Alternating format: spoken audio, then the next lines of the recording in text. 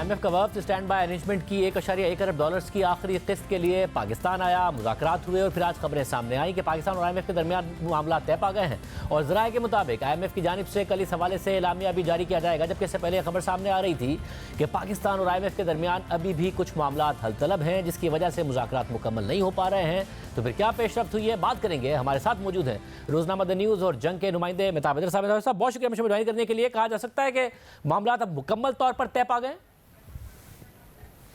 जी बिस्मिल्लाहिर्रहमानिर्रहीम, बिल्कुल इस बात को कंफर्म किया जा सकता है जी कि पाकिस्तान और IMF के दरमियान, जिसको हम कहते हैं memorandum of economic and financial policies, उसके ऊपर जो है वो कंसेंसस जो है वो स्ट्राइक हो गया है और इसकी बाकायदा जो फॉर्मल अनाउंसमेंट है वो कल एक्सपेक्टेड है। आज शाम को एक डिनर जो है वो फाइनेंस मिनिस्टर ने, IMF की टीम और पाकिस्तानी अथॉरिटीज़ के भी चीदा लोग उसके अंदर मौजूद थे, लेकिन उससे पहले एक उनकी मीटिंग भी हुई और उस मीटिंग के अंदर जो MEFP है उस पे ब्रॉडर जो कंसेंसस, जिसमें 9 से ज़्यादा टेबल्स होते हैं, उनके ऊपर हो चुका है और अब कल तक जो है वो इसकी फॉर्मल अनाउंसमेंट जो है वो कर दी जाएगी। जो कंटेशियस इश्यूज़ थे उनमें एक चीज़ मैं आपके साथ शेयर कर सकता हूँ, वो ये है कि जो रिटेलर स्कीम है उसके ऊपर इत्तफाक हुआ है कि उसको लॉन्च किया जाएगा, उसकी रजिस्ट्रेशन शुरू की जाएगी, लेकिन उसके जो पैसे जमा कराने का टाइम है वो नेक्स्ट फाइनेंशियल ईयर से होगा। तो ये चीज़ें और काफ़ी और चीज़ें जिसमें रेवेन्यू सरप्लस भी है, चूँकि प्राइमरी बैलेंस IMF के लिए बड़ा इंपॉर्टेंट है, तो उसके ऊपर भी सूबों के साथ ये तय हुआ है कि वो मैक्सिमम कोशिश की जाएगी कि जो IMF के प्रोग्राम का टारगेट है कि हमने कोई 0.4% ऑफ GDP के लगभग प्राइमरी सरप्लस को रखना है, तो उसके बारे में भी पेशरफ्त हुई है और कल तक इसकी फॉर्मल अनाउंसमेंट सामने आ जाएगी। वैसे और क्योंकि मौजूदा हुकूमत ये ऐलान कर चुकी है कि अगले IMF प्रोग्राम में भी हम जाएंगे, वज़ीर ख़जाना भी इस मामले में क्लियर हैं, तो जो केमिस्ट्री है वो इतनी अच्छी है, जो मामला थे इतने अच्छे हैं इस वक्त IMF और पाकिस्तान के दरमियान के अगला प्रोग्राम के लिए आसानी से मामला आगे बढ़े। देखिए, आज इसकी एक बड़ी ही ट्रू रिफ्लेक्शन सामने आई है कि जब एक तरफ IMF के साथ हम ब्रॉडर एग्रीमेंट की तरफ जा रहे थे, तो पाकिस्तान में जो US के एम्बेसडर हैं डोनाल्ड ब्लूम, उनकी भी, और जो चाइनीज़ एम्बेसडर हैं उनकी भी, दोनों की सेपरेट मुलाकात हुई है फाइनेंस मिनिस्टर से।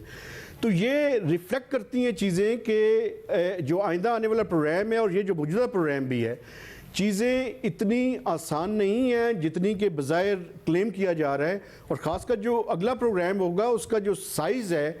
उसके ऊपर भी और उसके अलावा भी बड़ी ही इम्पॉर्टेंट और क्रूशल किस्म की डेवलपमेंट्स जो हैं वो आइंदा आने वाले चंद हफ्तों और चंद महीनों में हमें नज़र आएंगी।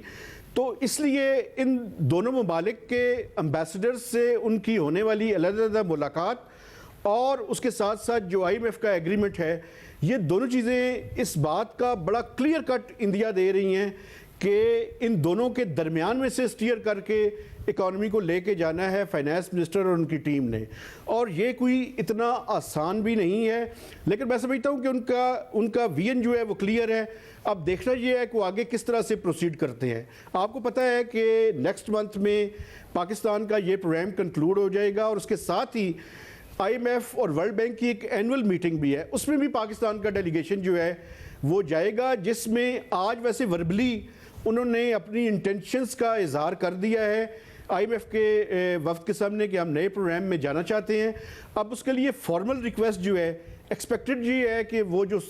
IMF की एनुअल मीटिंग है उससे पहले या उस मीटिंग के दौरान ही हम अपनी उसको बाकायदा फॉर्मली जो है उनके सामने जो है वो एप्लीकेशन फाइल कर देंगे। लेकिन ये सारा कॉन्टेक्स्ट है जिसके अंदर रह के हमने IMF के एक नए प्रोग्राम को साइन करना है। बहुत शुक्रिया मेहताब हैदर साहब, तफसीलात बता रहे थे। दूसरी जानिब आज करंट अकाउंट के आदाद शुमार सामने आए हैं, जिसके मुताबिक फरवरी के महीने में पाकिस्तान ने $128 बिलियन का करंट अकाउंट सरप्लस दिया है, जिसकी वजह से इस माली साल के इब्तिदाई 8 माह में करंट अकाउंट खसारा $1 अरब से भी नीचे आकर $999 मिलियन हो गया है। और इसकी बड़ी वजह दरामदाद में 9% कमी और बरामदाद में 10% इजाफा है।